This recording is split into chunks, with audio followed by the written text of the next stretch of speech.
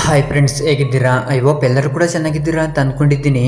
ಈ ವಿಡಿಯೋದಲ್ಲಿ ನೋಡ್ತಾ ಇರೋ ಮೂವಿ ಯಾವುದು ಅಂದರೆ 2022ರಲ್ಲಿ ರಿಲೀಸ್ ಆಗಿದ್ದ ಇನ್ ಅವರ್ ಪ್ರೈಮ್ ಅನ್ನೋ ಸೂಪರ್ ಆದ ಮೂವಿ ಎಕ್ಸ್ಪ್ಲೇನ್ನೇ ಈಗ ನಾವು ನೋಡ್ತಾ ಇರೋದು. ಈ ಮೂವಿಯ ಒಂದೇನರ್ ಏನು ಅಂದರೆ, ಮ್ಯಾಥ್ಸಲ್ಲಿ ಯಾವಾಗಲೂ ಕೂಡ ಫೇಲ್ ಆಗುತ್ತಿರುವ ನಮ್ಮ ಹೀರೋಗೆ ಅದೇ ಸ್ಕೂಲಿನ ಸೆಕ್ಯೂರಿಟಿ ಅವನಿಗೆ ಮ್ಯಾಥ್ಸನ್ನು ಹೇಳಿಕೊಡುತ್ತಾನೆ.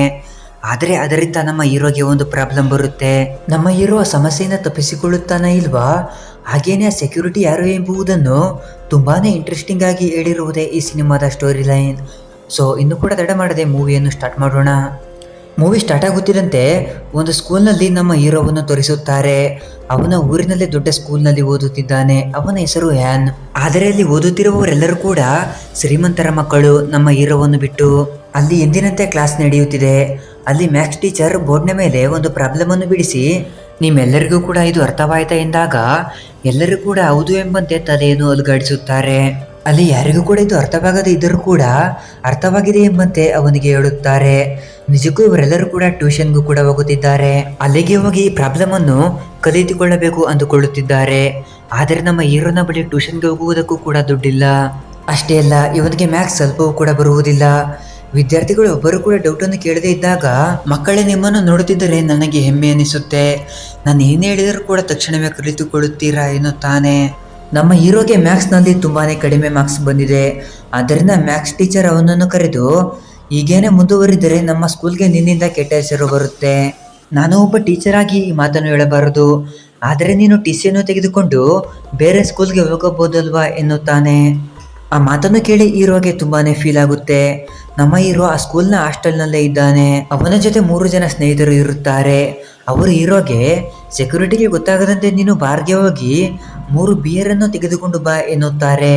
ಅವನು ಕೂಡ ಹೊರಗೆ ಹೋಗಿ ಬಿಯರನ್ನು ತೆಗೆದುಕೊಂಡು ಬರುತ್ತಿರುವಾಗ ಸೆಕ್ಯೂರಿಟಿಯ ಕೈಗೆ ಸಿಕ್ಕಿಕೊಳ್ಳುತ್ತಾನೆ. ಅವನಿಗೆ ತುಂಬಾನೇ ಕೋಪ ಬಂದು ಮ್ಯಾನೇಜ್ಮೆಂಟ್ಗೆ ಈ ವಿಷಯವನ್ನು ಹೇಳುತ್ತಾನೆ. ಆಗ ಮ್ಯಾಕ್ಸ್ ಸರ್ ನಮ್ಮ ಹೀರೋನ ಬಳಿ ಬಂದು ಮಾತನಾಡುತ್ತಾ, ಇದನ್ನು ಯಾರಿಗೋಸ್ಕರ ತೆಗೆದುಕೊಂಡೆ, ನಿನ್ನ ಜೊತೆ ಯಾರ್ಯಾರಿದ್ದಾರೆ ಎಂದು ಕೇಳುತ್ತಾನೆ. ಅದಕ್ಕೆ ಹೀರೋಯಿನು, ಸಾರ್ ಇದೆಲ್ಲವನ್ನು ಕೂಡ ನನಗೋಸ್ಕರ ತೆಗೆದುಕೊಂಡೆ, ನನ್ನ ಜೊತೆ ಯಾರೂ ಕೂಡ ಇಲ್ಲ ಎನ್ನುತ್ತಾನೆ. ಇಲ್ಲಿ ನೋಡು, ಇಲ್ಲಿ 4 ಬಾಟಲ್ಗಳಿದ್ದಾವೆ, ಉಳಿದ 3 ಯಾರು ಎಂದು ಕೇಳುತ್ತಾನೆ. ಆ ಮಾತನ್ನು ಕೇಳುತ್ತಿದ್ದಂತೆ ಅವನ ಫ್ರೆಂಡ್ಸ್ಗಳು ತುಂಬಾನೇ ಭಯಪಡುತ್ತಾರೆ. ಆದರೆ ಹೀರೋ ಅವ್ರು ಯಾರ ಬಗ್ಗೆನೂ ಕೂಡ ಹೇಳುವುದಿಲ್ಲ. ಇದೆಲ್ಲವೂ ಕೂಡ ನನಗೋಸ್ಕರನೇ ತೆಗೆದುಕೊಂಡೆ ಎನ್ನುತ್ತಾನೆ. ಇದೆಲ್ಲವನ್ನು ಕೂಡ ಅದೇ ಕ್ಲಾಸ್ನಲ್ಲಿ ಇರುವ ಒಂದು ಹುಡುಗಿ ನೋಡುತ್ತಾಳೆ. ಅವಳ ಹೆಸರು ಬೋರನ್. ಇವಳೇ ಸಿನಿಮಾದ ಹೀರೋಯಿನ್.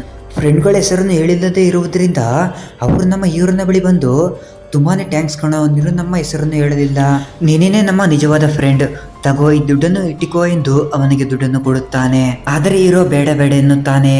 ಇವರು ಮಾತನಾಡುತ್ತಿರುವಾಗ ಆ ಕಡೆನೆ ಆ ಸೆಕ್ಯೂರಿಟಿ ಹೋಗುತ್ತಿರುವುದನ್ನು ನೋಡಿದ ಅವರ ಸ್ನೇಹಿತ, ಇವನು ಇರುವವರೆಗೂ ನಾವು ನೆಮ್ಮದಿಯಾಗಿ ಇರುವುದಕ್ಕೆ ಆಗುವುದಿಲ್ಲ ಎನ್ನುತ್ತಾನೆ. ಆಗ ಹೀರೋ ಕೂಡ ಅವನು ಹೋಗುತ್ತಿರುವುದನ್ನು ನೋಡಿ ತುಂಬಾನೇ ಕೋಪದಿಂದ ನೋಡುತ್ತಾನೆ. ಅಲ್ಲಿ ಸೀನ್ ಕಟ್ ಮಾಡಿ ನೆಕ್ಸ್ಟ್ ಸೀನಲ್ಲಿ ಆ ಸೆಕ್ಯೂರಿಟಿ ಒಬ್ಬ ಡಾಕ್ಟರ್ ಅನ್ನು ನೋಡುವುದಕ್ಕೆ ಬಂದಿದ್ದಾನೆ. ಅವನಿಗೆ ಆರೋಗ್ಯ ಸರಿ ಇಲ್ಲ. ಆಗ ಡಾಕ್ಟರ್ ಅವನ ಬಳಿ, ನೀನು 4 ತಿಂಗಳಿಂದ ಬಂದು ಮೆಡಿಸನ್ ಅನ್ನು ತೆಗೆದುಕೊಂಡು ಹೋಗುತ್ತಿದ್ದೀಯಾ, ನಿಜಕ್ಕೂ ನಿನಗೆ ರೆಸ್ಟ್ ಬೇಕು, ನೀನು ಏಕೆ ಸೆಕ್ಯೂರಿಟಿ ಕೆಲಸವನ್ನು ಮಾಡುತ್ತಿದ್ದೀಯಾ ಎನ್ನುತ್ತಾನೆ. ಸರಿ ಸರ್, ಅದನ್ನು ಬಿಡಿ, ನನಗೆ 20 ದಿನದವರೆಗೂ ಮೆಡಿಸಿನ್ ಅನ್ನು ಕೊಡಿ, ಹೀಗೆ ದಿನಲೂ ಕೂಡ ಬರುವುದಕ್ಕೆ ಆಗುವುದಿಲ್ಲ ಎನ್ನುತ್ತಾನೆ. ಆನಂತರ ಅವನು ಮಾತ್ರೆಯನ್ನು ತೆಗೆದುಕೊಂಡು ಅಲ್ಲಿಂದ ಹೊರಟಿ ಹೋಗುತ್ತಾನೆ. ಇನ್ನೊಂದು ಕಡೆ ಹೀರೋವನ್ನು ಹಾಸ್ಟೆಲ್ನಿಂದ ಕೆಲವು ದಿನದವರೆಗೂ ಸಸ್ಪೆಂಡ್ ಮಾಡಿದ್ದಾರೆ. ಹೀರೋ ಬ್ಯಾಗನ್ನು ತೆಗೆದುಕೊಂಡು ಅಲ್ಲಿಂದ ಹೋಗುತ್ತಿರುವಾಗ ಅಲ್ಲಿಗೆ ಹೀರೋಯಿನ್ ಬರುತ್ತಾಳೆ. ಸಾರ್ ಎಷ್ಟೇ ಕೇಳಿದರೂ ಕೂಡ ನೀನು ನಿನ್ನ ಫ್ರೆಂಡ್ಗಳ ಬಗ್ಗೆ ಹೇಳಲಿಲ್ಲ, ಅದನ್ನು ನೋಡಿ ನಾನು ಇಂಪ್ರೆಸ್ ಆದೆ. ಆದರೆ ನೀನು ಏಕೆ ಇಷ್ಟೊಂದು ದಡ್ಡನಾಗಿದ್ದೀಯಾ, ಅವರು ನಿನ್ನನ್ನು ಫ್ರೆಂಡ್ ಎಂದುಕೊಂಡು ನಿನ್ನನ್ನು ಯೂಸ್ ಮಾಡಿಕೊಳ್ಳುತ್ತಿದ್ದಾರೆ. ಅದನ್ನು ಕೇಳಿಸಿಕೊಂಡು ಅವನು ತುಂಬಾನೇ ಕೋಪದಿಂದ ಅಲ್ಲಿಂದ ಹೊರಟಿ ಹೋಗುತ್ತಾನೆ. ಹಾಸ್ಟೆಲ್ನಲ್ಲಿ ಜಾಗ ಇಲ್ಲದೆ ಇರುವುದರಿಂದ ಅವನು ಈಗ ಮನೆಗೆ ಬಂದಿದ್ದಾನೆ. ಹೀರೋಗೆ ಅವರ ತಾಯಿ ಮಾತ್ರವೇ ಇದ್ದಾರೆ. ಅವರು ಒಂದು ಕಾಲ್ ಸೆಂಟರ್ನಲ್ಲಿ ಕೆಲಸ ಮಾಡುತ್ತಿದ್ದಾರೆ. ಅವರಿಗೆ ತುಂಬಾನೇ ಕಡಿಮೆ ಸಂಬಳ ಬರುತ್ತೆ. ಅವರಿಗೆ ಹೀರೋ ಸ್ಕೂಲ್ ಯೂನಿಫಾರ್ಮ್ನಲ್ಲಿ ನೋಡಿ ಅವರಿಗೆ ತುಂಬಾನೇ ಹೆಮ್ಮೆ ಆಗುತ್ತಿದೆ. ಹೀರೋವನ್ನು ಸ್ಕೂಲ್ನಲ್ಲಿ ಓದಿಸುವುದು ಅವರಿಗೆ ತುಂಬಾನೇ ಇಷ್ಟ.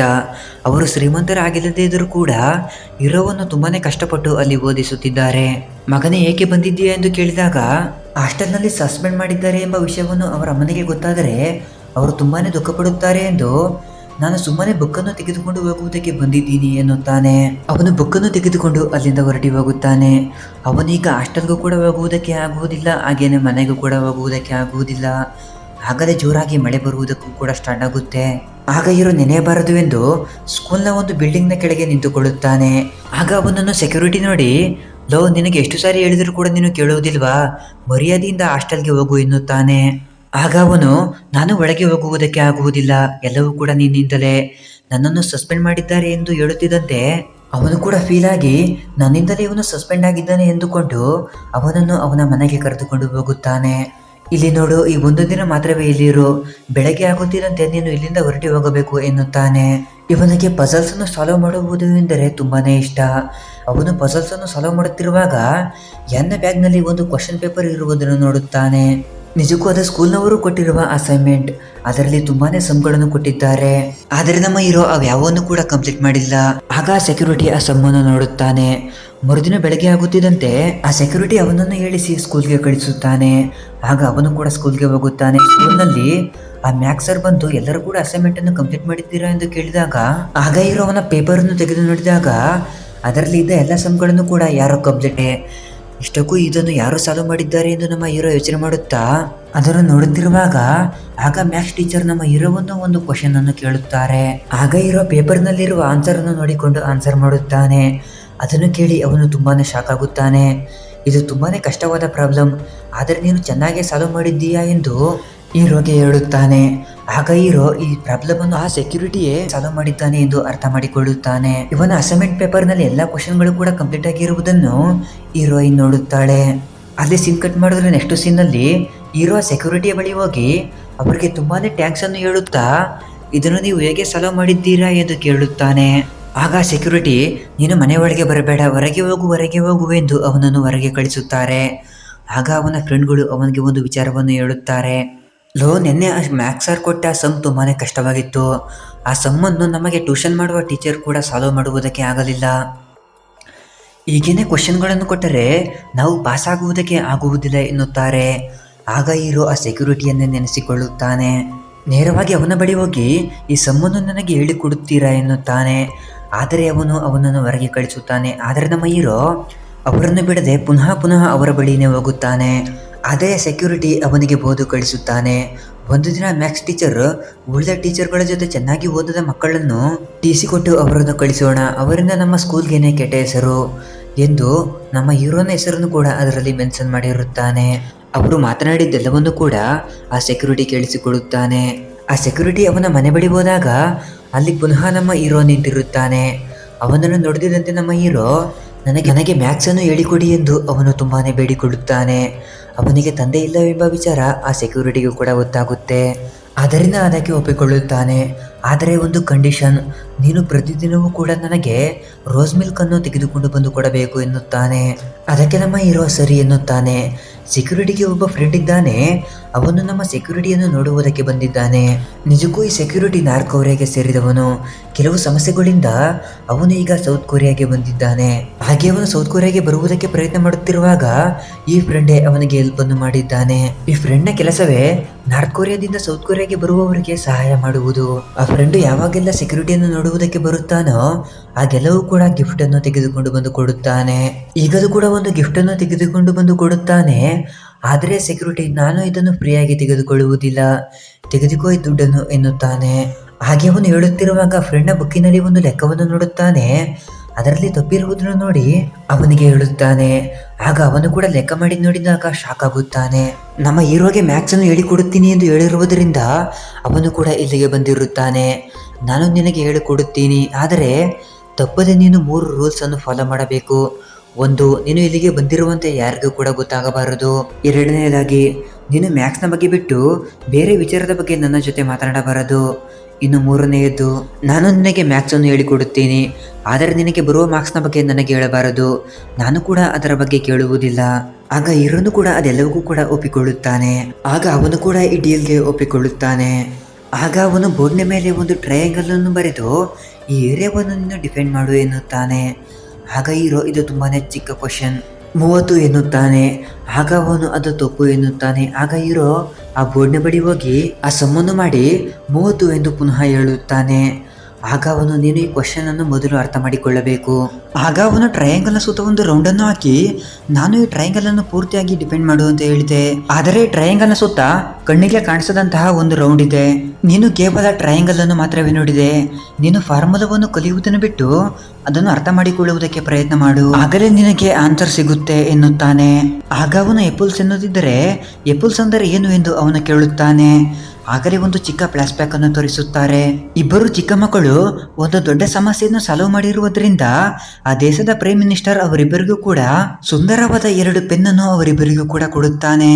ಅದರಲ್ಲಿ ಒಬ್ಬನೇ ಈ ಸೆಕ್ಯೂರಿಟಿ. ಸರಿ, ಈಗಾಗಲೇ ಲೇಟ್ ಆಗಿದೆ, ಮನೆಗೆ ಹೋಗು ಎನ್ನುತ್ತಾನೆ. ಆಗ ಹೀರೋ, ನನಗೆ ಈಗಾಗಲೇ ಲೇಟ್ ಆಗಿದೆ, ಈಗ ಹೋಗುವುದಕ್ಕೂ ಕೂಡ ಬಸ್ ಇಲ್ಲ, ನಾನು ಇಲ್ಲೇನೆ ಮಲಗಿಕೊಳ್ಳುತ್ತೀನಿ ಎನ್ನುತ್ತಾನೆ. ಆಗ ಅವನು ಒಪ್ಪಿಕೊಳ್ಳುತ್ತಾನೆ. ಹೀರೋ ಅಲ್ಲಿಗೆ ಹೋಗಿ ನೋಡಿದರೆ ಈ ಸೆಕ್ಯೂರಿಟಿಯನ್ನು ರೋಸ್ ಮಿಲ್ಕ್ಗೆ ಅಡಿಕ್ಟ್ ಆಗಿರುವಂತೆ ಇದ್ದಾನೆ.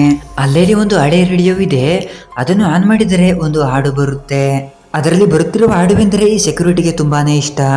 ಆದರೆ ಆ ಟೇಪ್ ಆಳವಾಗಿರುವಂತೆ ಇದೆ, ಹಾಡು ಸ್ಟ್ರಕ್ ಆಗಿ ಬರುತ್ತಿದೆ. ಆಗ ಹೀರೋ ಅವನ ಮೊಬೈಲನ್ನು ತೆಗೆದು ಅದೇ ಸಾಂಗನ್ನು ಹಾಕುತ್ತಾನೆ. ಆಗ ಸೆಕ್ಯೂರಿಟಿಗೆ ತುಂಬಾನೇ ಚೆನ್ನಾಗಿ ನಿದ್ದೆ ಬರುತ್ತೆ. ಇನ್ನು ಬೆಳಗ್ಗೆ ಆದ ಮೇಲೆ ಆ ಸೆಕ್ಯೂರಿಟಿ ನಿದ್ರೆಯಿಂದ ಎದ್ದಿರುವುದಿಲ್ಲ, ನಮ್ಮ ಹೀರೋನೇ ಅವನನ್ನು ಏಳಿಸುತ್ತಾನೆ. ಇನ್ನು ಸ್ಕೂಲ್ನಲ್ಲಿ ಮ್ಯಾಥ್ಸ್ ಏನೋ ಒಂದು ಮ್ಯಾಥಮೆಟಿಕ್ಸ್ ಕಾಂಪಿಟೇಷನ್ ನಡೆಯುತ್ತಿದೆ, ಅದರಲ್ಲಿ ನೀವು ಭಾಗವಹಿಸಿ ತಪ್ಪದೆ ನೀವೇನೇ ಪ್ರೈಜನ್ನು ಗೆಲ್ಲಬೇಕು ಎನ್ನುತ್ತಾನೆ. ಅಷ್ಟೇ ಅಲ್ಲ, ಅದರಲ್ಲಿ ಬರುವ ಮಾರ್ಕ್ಸೇ ನಿಮ್ಮ ಫೈನಲ್ ಎಕ್ಸಾಮ್ನ ರಿಸಲ್ಟ್ ಎನ್ನುತ್ತಾನೆ. ಒಂದು ವೇಳೆ ನೀವು ಅದರಲ್ಲಿ ಫೇಲ್ ಆದರೆ ನಿಮ್ಮನ್ನು ಬೇರೆ ಸ್ಕೂಲ್ಗೆ ಕಳಿಸುತ್ತೀವಿ ಎನ್ನುತ್ತಾನೆ. ಅದನ್ನು ಹೇಳಿದ ಮೇಲೆ ಎಲ್ಲರೂ ಕೂಡ ಡಲ್ ಆಗುತ್ತಾರೆ. ಇನ್ನು ನಮ್ಮ ಹೀರೋ ಒಂದು ಅಂಗಡಿಗೆ ಹೋಗಿ ರೋಸ್ ಮಿಲ್ಕ್ ಅನ್ನು ಕೊಂಡುಕೊಳ್ಳುತ್ತಿರುವಾಗ, ಏನೋ ಇದನ್ನು ನೀನು ಯಾವಾಗಲೂ ಕೂಡ ಕೊಂಡುಕೊಳ್ಳುತ್ತೀಯಾ, ನೀನೇನಾದರೂ ಇದಕ್ಕೆ ಅಡಿಕ್ಟ್ ಆಗಿದೆಯಾ ಎಂದು ಕೇಳುತ್ತಾಳೆ. ಆಗ ಅವನು ಹೌದು ಎನ್ನುತ್ತಾನೆ.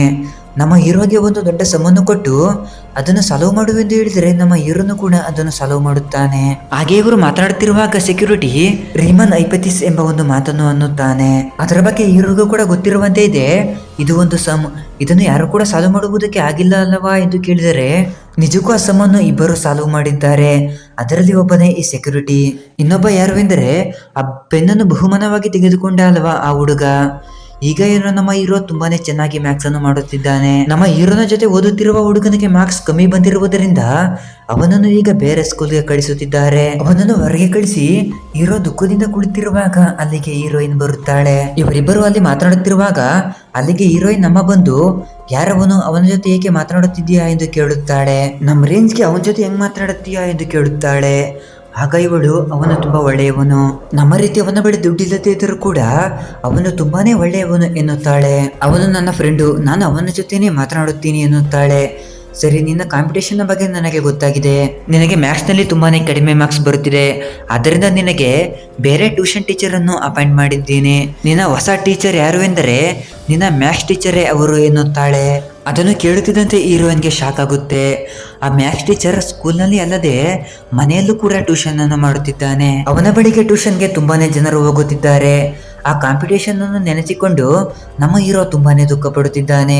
ಆ ಸೆಕ್ಯೂರಿಟಿ ಅಲ್ಲಿಗೆ ಬಂದು, ಬಾರು ನಾವು ಸ್ವಲ್ಪ ಹೊತ್ತು ಹೊರಗೆ ಹೋಗಿ ಬರೋಣವೆಂದು ಹೀರೋವನ್ನು ಹೊರಗೆ ಕರೆದುಕೊಂಡು ಹೋಗುತ್ತಾನೆ.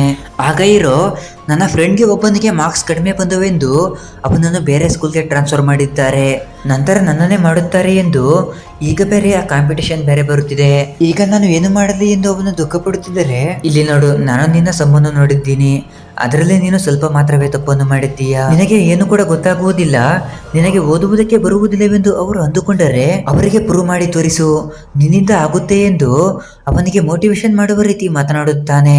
ಅವನು ಹೇಳಿದ್ದು ನಮ್ಮ ಹೀರೋಗೆ ತುಂಬಾನೇ ಇಷ್ಟವಾಗುತ್ತೆ. ನಂತರ ಅವನು ಹಾಸ್ಟೆಲ್ಗೆ ಹೋಗುತ್ತಾನೆ. ಇವನಿಗೆ ರೋಸ್ ಮಿಲ್ಕ್ ಎಂದರೆ ತುಂಬಾನೇ ಇಷ್ಟವೆಂದು ಹೀರೋಯಿನ್ ಅವನಿಗೋಸ್ಕರ ರೋಸ್ ಮಿಲ್ಕ್ ಅನ್ನು ತರುತ್ತಾಳೆ. ನಮ್ಮ ಹೀರೋನು ಕೂಡ ಅವಳನ್ನು ಲವ್ ಮಾಡುತ್ತಿರುವಂತೆ ಗೊತ್ತಾಗುತ್ತೆ. ಹೀರೋ ಎಂದಿನಂತೆ ಇಲ್ಲಿಗೆ ಬಂದು ಮ್ಯಾಥ್ಸ್ ಅನ್ನು ಕಲಿತುಕೊಳ್ಳುತ್ತಿದ್ದರೆ ಹೀರೋಯಿನ್ ಕೂಡ ಅವನನ್ನು ಫಾಲೋ ಮಾಡಿಕೊಂಡು ಅಲ್ಲಿಗೆ ಬರುತ್ತಾಳೆ. ಸೆಕ್ಯೂರಿಟಿಯ ಬಳಿಯ ಇವನು ಮ್ಯಾಥ್ಸ್ ಅನ್ನು ಹೇಳಿಸಿಕೊಳ್ಳುತ್ತಿದ್ದಾನೆ ಎಂದು ಅವಳಿಗೂ ಕೂಡ ಗೊತ್ತಾಗುತ್ತೆ. ಸರ್, ನಿಮ್ಮ ಬಗ್ಗೆ ನಾನು ತುಂಬಾನೇ ಕೇಳಿದ್ದೀನಿ ಎಂದು ಅವಳು ಅನ್ನುತ್ತಿದ್ದರೆ ಇವನು ಹೀರೋಯಿನ್ ಅನ್ನು ತುಂಬಾನೇ ಕೋಪದಿಂದ ನೋಡುತ್ತಾನೆ. ಅಯ್ಯಯ್ಯೋ, ನಾನೇನು ಕೂಡ ಹೇಳಲಿಲ್ಲ, ಇವಳ ಪಾಡಿಗೆ ಇವಳೇನೆ ಇಲ್ಲಿಗೆ ಬಂದಿದ್ದಾಳೆ ಎನ್ನುತ್ತಾನೆ. ಸರಿ, ಈ ವಿಚಾರವನ್ನು ಯಾರಿಗೂ ಕೂಡ ಹೇಳಬೇಡಮ್ಮ ಎಂದು ಅವಳಿಗೆ ಹೇಳುತ್ತಾನೆ. ಈ ಮೂವರು ಕೂಡ ಅಲ್ಲಿಂದ ಹೋಗುತ್ತಿರುವಾಗ ಹಾಸ್ಟೆಲ್ನ ಮಕ್ಕಳು ಹೊರಗಿನಿಂದ ಊಟವನ್ನು ತರಿಸಿಕೊಳ್ಳುತ್ತಿರುತ್ತಾರೆ. ಅದನ್ನು ನೋಡಿದ ಸೆಕ್ಯೂರಿಟಿ ಅವರಿಗೆ ಏನು ಕೂಡ ಹೇಳದೆ ಅಲ್ಲಿಂದ ಹೋಗುತ್ತಿರುತ್ತಾನೆ. ಆಗ ಹೀರೋ, ಸರ್, ಅವರ ಬಗ್ಗೆ ಮ್ಯಾನೇಜ್ಮೆಂಟ್ಗೆ ಹೇಳುವೆಂದರೆ, ಆದರೆ ಅವನು ಅದರ ಬಗ್ಗೆ ಯೋಚನೆ ಮಾಡುವುದಿಲ್ಲ. ಈಗಾಗಲೇ ಹೀರೋನ ಬಗ್ಗೆ ಹೇಳಿ ಅವನನ್ನು ಸಸ್ಪೆಂಡ್ ಮಾಡಿ ಅವನ ಕಷ್ಟವನ್ನು ನೋಡಿರುವುದರಿಂದ ಅದರ ಬಗ್ಗೆ ಯೋಚನೆ ಮಾಡುವುದಿಲ್ಲ. ಇವರು ಹೀಗೆ ಮಾತನಾಡಿಕೊಳ್ಳುತ್ತಿರುವಾಗ ಸೆಕ್ಯೂರಿಟಿ, ನನಗೆ ಮ್ಯಾಕ್ಸ್ ಎಂದರೆ ಪ್ರಾಣವೆಂದು ಅವನು ಹೇಳುತ್ತಾನೆ. ಹೀರೋಯಿನ್ಗೆ ಪಿಯಾನೋವನ್ನು ಬಾರಿಸುವುದು ಎಂದರೆ ತುಂಬಾನೇ ಇಷ್ಟ. ಆದ್ದರಿಂದ ಸೆಕ್ಯೂರಿಟಿ ಮ್ಯಾಕ್ಸ್ನಲ್ಲಿ ಒಂದು ಲೆಕ್ಕವನ್ನು ಹಾಕಿ ಅವಳಿಗೆ ಕೊಡುತ್ತಾನೆ. ಆದ್ದರಿಂದ ಅವಳು ಪಿಯಾನೋವನ್ನು ನುಡಿಸುತ್ತಾಳೆ. ಆಗ ಅದರಿಂದ ಬರುತ್ತಿರುವ ಶಬ್ದ ಅದ್ಭುತವಾಗಿ ಇದೆ. ಆಗ ಅದನ್ನು ಕೇಳಿಸಿಕೊಂಡು ಅವಳಿಗೇನೆ ಕಣ್ಣೀರು ಬರುತ್ತೆ. ಇನ್ನು ಮರುದಿನ ಆ ಮ್ಯಾಕ್ಸ್ ಟೀಚರ್ ಬೋರ್ಡ್ನ ಮೇಲೆ ಒಂದು ಸಮ್ಮನ್ನು ಸಾಲ್ವ್ ಮಾಡುತ್ತಿರುತ್ತಾರೆ. ಆಗ ಹೀರೋ ಕೈಯನ್ನು ಮೇಲೆ ಎತ್ತುತ್ತಾನೆ. ಏನೋ ಎಂದು ಕೇಳಿದರೆ, ನೀವು ಮಾಡುತ್ತಿರುವ ಸಮ್ ತಪ್ಪು ಎನ್ನುತ್ತಾನೆ. ಅದನ್ನು ಕೇಳಿ ಅವನು ಶಾಕ್ ಆಗಿ ಹೋಗುತ್ತಾನೆ. ಇದು ತಪ್ಪಾ? ಹಾಗಾದರೆ ನೀನೇ ಬಂದು ಕರೆಕ್ಟಾದ ಆನ್ಸರನ್ನು ಬರಿ ಎನ್ನುತ್ತಾನೆ. ಆಗ ಹೀರೋನು ಕೂಡ ಹೋಗಿ ಕರೆಕ್ಟಾದ ಆನ್ಸರನ್ನು ಬರೆಯುತ್ತಾನೆ. ಅದನ್ನು ನೋಡಿ ಮ್ಯಾಕ್ಸ್ ಸರ್ಗೆ ಕೋಪ ಬಂದು, ಇಲ್ಲಿ ನೋಡು, ಬುಕ್ನಲ್ಲಿ ಈ ಫಾರ್ಮುಲಾವೇ ಇಲ್ಲ, ನಿನ್ನ ಪಾಡಿಗೆ ನೀನು ಏನೋ ಬರೆಯುತ್ತಿದ್ದೀಯಾ, ಬುಕ್ಕಿನಲ್ಲಿ ಇರುವುದನ್ನು ಫಾಲೋ ಮಾಡುವೆಂದು ಅವನಿಗೆ ಹೇಳುತ್ತಾನೆ. ಆದರೆ ಅವನು, ಸಾರ್, ನಾನು ಮಾಡುತ್ತಿರುವುದು ಸರಿ ಎನ್ನುತ್ತಾನೆ. ಆದ್ದರಿಂದ ಅವನಿಗೆ ಕೋಪ ಬಂದು, ನೀನು ನನ್ನ ಕ್ಲಾಸ್ನಲ್ಲಿ ಇರಬೇಡವೆಂದು ಅವನನ್ನು ಕಳಿಸುತ್ತಾನೆ. ಇಷ್ಟು ದಿನ ಭಯದಿಂದ ಮಾತನಾಡುತ್ತಿದ್ದ ನಮ್ಮ ಹೀರೋ ಆ ಟೀಚರ್ನ ಮುಖವನ್ನೇ ನೋಡುತ್ತಾ, ನಾನು ಬೇರೆ ಸ್ಕೂಲ್ಗೆ ಹೋಗುವುದಕ್ಕೆ ಆಗುವುದಿಲ್ಲ, ಇಲ್ಲೇ ಇರುತ್ತೀನಿ ಎಂದು ಅಲ್ಲಿಂದ ಹೋಗುತ್ತಾನೆ. ಈ ಸೆಕ್ಯೂರಿಟಿ ಅವನ ಫ್ರೆಂಡನ್ನು ನೋಡುವುದಕ್ಕೆ ಹೋಗಿದ್ದಾನೆ. ಇವರಿಬ್ಬರು ಮಾತನಾಡಿಕೊಂಡ ಮೇಲೆ ಅವನು ಎಂದಿನಂತೆ ನಮ್ಮ ಸೆಕ್ಯೂರಿಟಿಗೆ ಗಿಫ್ಟ್ ಅನ್ನು ಕೊಡುತ್ತಾನೆ. ಖಂಡಿತವಾಗಿಯೂ ಇದು ನಿನಗೆ ಉಪಯೋಗಕ್ಕೆ ಬರುತ್ತೆ ಎಂದು ಅವನಿಗೆ ಕೊಡುತ್ತಾನೆ. ಇದರಿಂದ ಫೋಟೋವನ್ನು ತೆಗೆದುಕೊಳ್ಳಬಹುದು, ಹಾಡನ್ನು ಕೇಳಬಹುದು ಎಂದು ಅವನು ಹೇಳುವುದರಿಂದ ಅವನು ಕೂಡ ಫೋನನ್ನು ತೆಗೆದುಕೊಳ್ಳುತ್ತಾನೆ. ಫೋನನ್ನು ತೆಗೆದುಕೊಂಡ ಮೇಲೆ ಅವನು ಏನು ಮಾಡ್ತಾನೆ ಅಂದರೆ, ಅದರಲ್ಲೂ ಕೂಡ ಯಾವುದೋ ಫಾರ್ಮುಲಾವನ್ನು ಹುಡುಕುತ್ತಿದ್ದಾನೆ. ಇವನಿಗೆ ಮ್ಯಾಕ್ಸ್ ಥೀಸಿಸ್ ಅಂದರೆ ತುಂಬಾನೇ ಇಷ್ಟವಿರುವುದರಿಂದ ಹೀರೋ ಹಾಗೂ ಹೀರೋಯಿನ್ ಅವರ ಸ್ಕೂಲ್ನಲ್ಲಿ ಇರುವ ಲೈಬ್ರರಿ ಒಳಗೆ ಹೋಗಿ ಅಲ್ಲಿ ಇರುವ ಥೀಸಿಸ್ ಅನ್ನು ಪ್ರಿಂಟ್ ಮಾಡಿಕೊಂಡು ಇವನಿಗೆ ತಂದು ಕೊಡುತ್ತಾರೆ. ಈ ದಿನವೇ ಆ ಕಾಂಪಿಟಿಷನ್ ಎಕ್ಸಾಮ್ ನಡೆಯುತ್ತಿದೆ. ಯಾವುದೇ ರೀತಿ ಭಯವಿಲ್ಲದೆ ನಮ್ಮ ಹೀರೋ ಆ ಎಕ್ಸಾಮ್ ಅನ್ನು ಬರೆಯುತ್ತಿದ್ದಾನೆ. ಆದರೆ ಹೀರೋಯಿನ್ಗೆ ಅದು ಮಾತ್ರ ಕಷ್ಟವಾಗುತ್ತಿದೆ. ಅವಳಿಗೆ ಏನು ಕೂಡ ತಿಳಿಯದೆ ಆ ಪೇಪರ್ ಅನ್ನು ಕೊಟ್ಟು ಅಲ್ಲಿಂದ ಹೋಗುತ್ತಾಳೆ. ಹೀರೋ ಎಕ್ಸಾಮ್ ಆದ ಮೇಲೆ ಅವಳಿಗೆ ಕಾಲ್ ಮಾಡಿದರೆ ಅವಳು ಕಾಲನ್ನು ಲಿಫ್ಟ್ ಮಾಡುವುದಿಲ್ಲ. ಹೀರೋ ಹಾಗೂ ಹೀರೋಯಿನ್ ಆ ಸೆಕ್ಯೂರಿಟಿ ಮೂವರು ಕೂಡ ಸೇರಿಕೊಂಡು ಒಂದು ಕಾರ್ಯಕ್ರಮಕ್ಕೆ ಹೋಗಬೇಕು ಎಂದು ಅಂದುಕೊಂಡಿದ್ದರು. ಆದರೆ ಹೀರೋಯಿನ್ ಬರಲಿಲ್ಲ. ಆದರೂ ಕೂಡ ಹೀರೋ ಹಾಗೂ ಸೆಕ್ಯೂರಿಟಿ ಅಲ್ಲಿಗೆ ಹೋಗುತ್ತಾರೆ. ಅಲ್ಲಿ ವೈಲಿಂಗ್ ಅನ್ನು ಬಾರಿಸುತ್ತಿದ್ದರೆ ಸೆಕ್ಯೂರಿಟಿಗೆ ಕಣ್ಣಿನಲ್ಲಿ ನೀರು ಬರುತ್ತೆ. ಇವರು ಬರೆದಿರುವ ಟೆಸ್ಟ್ನ ಯಾರೋ ಕ್ವಶನ್ ಪೇಪರ್ ಅನ್ನು ಲೀಕ್ ಮಾಡಿರುವ ವಿಚಾರ ಹೀರೋಯಿನ್ಗೆ ಗೊತ್ತಾಗುತ್ತೆ. ಆದ್ದರಿಂದ ಹೀರೋಯಿನ್ ಅದನ್ನು ಫೇಸ್ಬುಕ್ ನಲ್ಲಿ ಪೋಸ್ಟ್ ಮಾಡುತ್ತಾಳೆ. ಆದ್ದರಿಂದ ಸ್ಕೂಲ್ನ ಆಫೀಸರ್ಗಳು ಹೀರೋಯಿನ್ ಅನ್ನು ಕರೆದು ವಿಚಾರಿಸುತ್ತಾರೆ. ಅಲ್ಲಿ ಆ ಮ್ಯಾಕ್ಸ್ ಟೀಚರ್ ಕೂಡ ಇದ್ದಾನೆ. ಇನ್ನೊಂದು ಕಡೆ ಹೀರೋ ಹಾಗೂ ಸೆಕ್ಯೂರಿಟಿ ಮ್ಯಾಕ್ಸ್ಗೆ ಸಂಬಂಧಿಸಿದ ಪುಸ್ತಕಗಳನ್ನು ಕೊಂಡುಕೊಳ್ಳುತ್ತಿದ್ದಾರೆ. ಆಗ ಅಲ್ಲಿಗೆ ಒಬ್ಬ ವ್ಯಕ್ತಿ ಬಂದು, ಸರ್, ನೀವು ಡಾಕ್ಟರ್ ರಿಕಾಶನ್ ತಾನೇ ಎನ್ನುತ್ತಾನೆ. ನೀವೇ ತಾನೇ ನಾರ್ತ್ ಕೊರಿಯಾದಿಂದ ಬಂದಿದ್ದು ಎಂದರೆ ಆಗಲೇ ನಮ್ಮ ಹೀರೋಗೆ ಆ ಸೆಕ್ಯೂರಿಟಿ ಹೆಸರು ಗೊತ್ತಾಗುತ್ತೆ. ಸರ್, ನಾನು ಯಾರು ಎಂದು ಗೊತ್ತಾಗಲಿಲ್ವಾ? ನಾನು ಕೂಡ ನೀವು ಕೆಲಸ ಮಾಡುತ್ತಿದ್ದ ಯೂನಿವರ್ಸಿಟಿಯಲ್ಲಿ ಓದುತ್ತಿದ್ದೆ. ನೀವೇ ತಾನೇ ಅಲ್ಲಿ ಮ್ಯಾಕ್ಸ್ ಪ್ರೊಫೆಸರ್ ಆಗಿದ್ದು ಎನ್ನುತ್ತಾನೆ. ಇವನೇನ ನಿಮ್ಮ ಮಗ? ನಿಮ್ಮನ್ನು ನೋಡಿ ತುಂಬಾನೇ ದಿನವಾಯಿತು. ಅವರಿಗೆ ಒಂದು ವಿಸಿಟಿಂಗ್ ಕಾರ್ಡ್ ಅನ್ನು ಕೊಟ್ಟು ನಿಮಗೇನಾದರೂ ಸಹಾಯ ಬೇಕಾದರೆ ನನಗೆ ಕಾಲ್ ಮಾಡಿ ಎನ್ನುತ್ತಾನೆ. ಆಗ ಅವನು ಕೂಡ ವಿಸಿಟಿಂಗ್ ಕಾರ್ಡ್ ಅನ್ನು ತೆಗೆದುಕೊಂಡು ಅಲ್ಲಿಂದ ಹೋಗುತ್ತಾನೆ. ಅವರು ಹೋಗುತ್ತಿರುವಾಗ ಹೀರೋ, ನಿಮ್ಮ ಹೆಸರು ಇದೇನಾ? ನಿಮಗೆ ಮಗನು ಕೂಡ ಇದ್ದಾನೆ ಎಂಬ ವಿಚಾರವನ್ನು ಹೇಳಲಿಲ್ಲ ಅಲ್ವಾ ಎನ್ನುತ್ತಿದ್ದರೆ ಅವನೇನು ಕೂಡ ಮಾತನಾಡದೆ ಹೋಗುತ್ತಿದ್ದಾನೆ. ಆಗ ಟಿವಿಯಲ್ಲಿ ಒಂದು ಪ್ರೋಗ್ರಾಮ್ ನಡೆಯುತ್ತಿದೆ. ರೀಮನ್ ಹೈಪೋಥಿಸಿಸ್ ಅನ್ನು 160 ವರ್ಷಗಳ ನಂತರ ಒಬ್ಬರು ಮಾತ್ರವೇ ಸಾಲ್ವ್ ಮಾಡಿದ್ದಾರೆ. ಅವರ ಹೆಸರು ರಿಕಾಕ್ಸಿನ್ ಎಂದು ಸೆಕ್ಯೂರಿಟಿಯ ಬಗ್ಗೆನೇ ಹೇಳುತ್ತಿದ್ದಾರೆ. ಇದುವರೆಗೂ ಅದನ್ನು ಯಾರು ಕೂಡ ಸಾಲ್ವ್ ಮಾಡುವುದಕ್ಕೆ ಆಗಿಲ್ಲ. ಒಂದು ವೇಳೆ ಯಾರಾದರೂ ಸಾಲ್ವ್ ಮಾಡಿದರೆ ಅವರಿಗೆ 1 ಮಿಲಿಯನ್ ಕೊಡುತ್ತೀವಿ ಎಂದು ಒಂದು ಸ್ಪರ್ಧೆಯನ್ನು ಇಡುತ್ತಾರೆ. ಅದನ್ನು ನೋಡದೆ ಹೀರೋ ಸೆಕ್ಯೂರಿಟಿಯನ್ನು ಹುಡುಕಿಕೊಂಡು ಹೋಗುತ್ತಿದ್ದಾನೆ. ಇದೇ ನ್ಯೂಸ್ ಅನ್ನು ಆ ಸೆಕ್ಯೂರಿಟಿ ಫ್ರೆಂಡ್ ಕೂಡ ನೋಡುತ್ತಿದ್ದಾನೆ. ಇಷ್ಟಕ್ಕೂ ಟಿವಿಯಲ್ಲಿ ಮಾತನಾಡುತ್ತಿರುವುದು ಬೇರೆ ಯಾರು ಅಲ್ಲ, ನಮ್ಮ ಸೆಕ್ಯೂರಿಟಿಯ ಜೊತೆ ಚಿಕ್ಕಂದಿನಲ್ಲಿ ಒಂದು ಪೆನ್ನನ್ನು ಗಿಫ್ಟ್ ಆಗಿ ತೆಗೆದುಕೊಂಡಿದ್ದ ಅಲ್ವಾ ಆ ಹುಡುಗನೇ. ಅವನೇನ್ ಹೇಳ್ತಾನೆ ಅಂದ್ರೆ, ಸುಮಾರಾಗಿ 47 ವರ್ಷಗಳ ಹಿಂದೆ ನಾನು ಅವನನ್ನು ನೋಡಿದೆ. ಅವನು ನಾರ್ತ್ ಕೊರಿಯಾ, ನಾನು ಸೌತ್ ಕೊರಿಯಾ.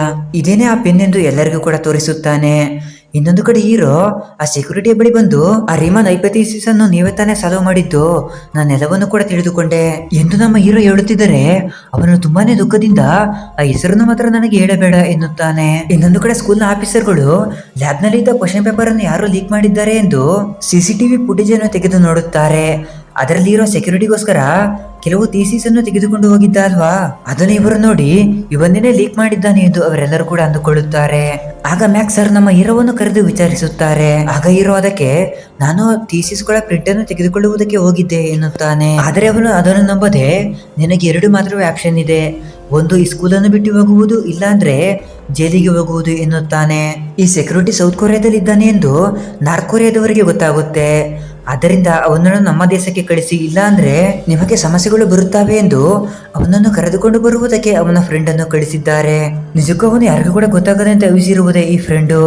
ಅವನು ನಾರ್ತ್ ಕೊರಿಯಾದಿಂದ ಇಲ್ಲಿಗೆ ಏಕೆ ಬಂದಿದ್ದಾನೆ ಎಂದರೆ ಈ ಸೆಕ್ಯೂರಿಟಿ ಕಂಡುಹಿಡಿದಿರುವ ಒಂದು ಫಾರ್ಮುಲಾವನ್ನು ಯೂಸ್ ಮಾಡಿಕೊಂಡು ಅವರು ತುಂಬಾನೇ ಭಯಂಕರವಾದ ಆಯುಧವನ್ನು ತಯಾರು ಮಾಡುತ್ತಿದ್ದಾರೆ. ಅದು ಇವನಿಗೆ ಇಷ್ಟವಾಗಲಿಲ್ಲ. ಆ ಸಮಯದಲ್ಲಿ ಅವನ ಹೆಂಡತಿಯು ಕೂಡ ಸತ್ತು ಹೋಗುವುದರಿಂದ ಈ ದೇಶವು ಬೇಡವೆಂದು ಅವನು ನಾರ್ತ್ ಕೊರಿಯಾದಿಂದ ಸೌತ್ ಕೊರಿಯಾಗೆ ಬಂದಿದ್ದಾನೆ.